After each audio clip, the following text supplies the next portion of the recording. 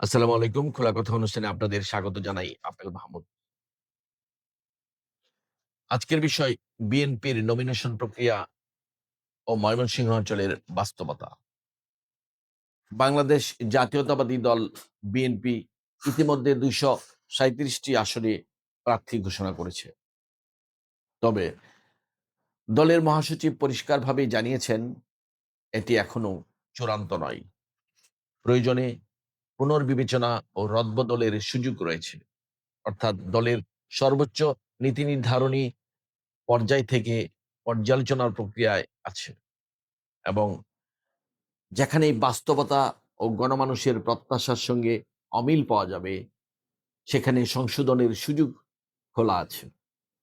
এ পর্যন্ত ঘোষিত প্রার্থীদের তালিকায় সামান্য অসন্তোষের খবর শোনা গেলেও সার্বিকভাবে জনাব তারেক রহমান একজন পরিপক্ক নেতৃত্বের পরিচয় দিয়েছেন। প্রবাসে থেকে এত বড় রাজনৈতিক প্রক্রিয়া পরিচালনার ক্ষেত্রে কিছু ভুল ত্রুটি হয় স্বাভাবিক।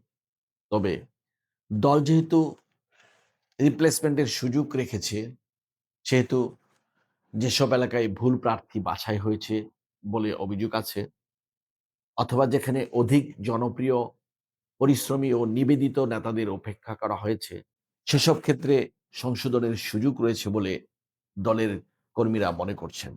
কিন্তু যে কয়টি গুরুত্বপূর্ণ আসনে এখনো প্রার্থী ঘোষণা হয়নি, সেগুলোতে তীব্র উৎকণ্ঠা ও অসন্তোষ দেখা যাচ্ছে। বিশেষভাবে উল্লেখযোগ্য ময়মনসিংহ সদর এবং ময়মনসিংহ ১০ অর্থাৎ গফরগাঁও আসন। এই দুটি অঞ্চল দীর্ঘদিন ধরে আওয়ামী দুঃশাসনের সবচেয়ে বেশি নির্যাতিত এলাকাগুলোর মধ্যে একটি। গফরগাঁয়ের বিএনপি নেতাকর্মীরা গত ১৭ বছর ঘর ছাড়া, বাড়ি ছাড়া হয়ে অকথ্য কষ্ট সহ্য করেছেন। এখানে গ্রুপিং থাকলেও দলীয় শীর্ষ নেতৃত্বের অজানা নয় কে এই দীর্ঘ সময়ে মাঠে থেকেছে, কে শ্রম, মেধা এবং অর্থ ব্যয় করে সংগঠনটিকে টিকিয়ে রেখেছে, কে জনবিচ্ছিন্ন হয়নি বরং সংগঠনকে আগলে রেখেছে। এখানকার সাধারণ জনগণ ও দলীয় কর্মীরা এমন একজন নেতৃত্বকে আশা করে যাকে পেলে সবাই দ্বিধাহীনভাবে এক হয়ে কাজ করতে পারবে। কিন্তু স্থানীয়দের অনেকে মনে করছেন, যদি এই আসনগুলোতে জোটের প্রার্থীকে মনোনয়ন দেওয়া হয়, তবে তা হবে বিএনপি কর্মীদের প্রতি অবিচার।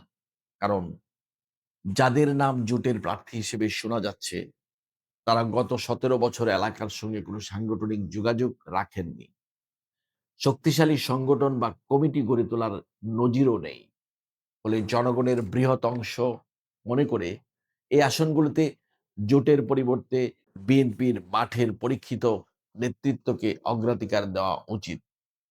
ময়মনসিংহ সদর এবং গফরগাঁও এই ২ টি আসনে মনোনয়ন দিতে বিলম্ব হওয়ায় স্থানীয় জনগণের উৎকণ্ঠা বাড়ছে। তারা মনে করেন, যারা দিনরাত পরিশ্রম করে দলকে টিকিয়ে রেখেছেন, যারা নির্যাতিত হয়েও দমে যাননি, তাদের প্রাপ্য সম্মান এবং মূল্যায়ন দেওয়াই হবে সঠিক সিদ্ধান্ত।